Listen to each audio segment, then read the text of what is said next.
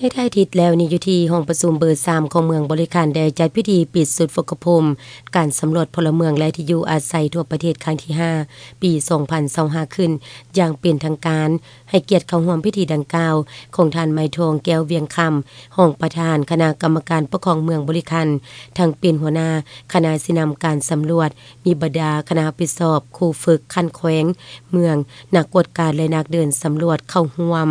การปิดสุดฟกพมในครั้งนี้นักสัมมนากรแม่นได้เรียนรู้เกี่ยวกับบทเรียน15บทจุดประสงค์และแผนการฟกพมของการสำรวจพลเมืองและที่อยู่อาศัยครั้งที่5ปี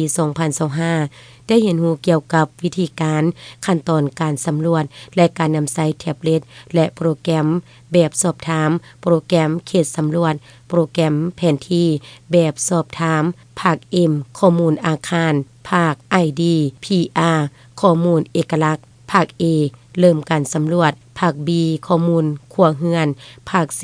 ข้อมูลสมาชิกครัวเรือนผ่านการฝึกอบรมเห็นว่านักกวดการและนักเดินสำรวจจำนวน80ท่านหญิง18ท่านที่เข้าร่วมฝึกอบรมในครั้งนี้แม่นมีความรู้ความเข้าใจขั้นตอนในการจะตั้งปฏิบัติในการเฮ็ดทดลองบทฝึกหัดและการขึ้นแลกเปลี่ยนด้านบทเรียนการประเมินผลของการรับรู้ของนักกวดการและนักเดินสำรวจเฉลี่ยความรู้ได้ถึง90ส่วนร้อยสามารถยั่งยืนได้ว่าการลงสำรวจในครั้งนี้จะได้ข้อมูลชัดเจนและสำเร็จให้ทันกำหนดเวลาที่กำหนดไว้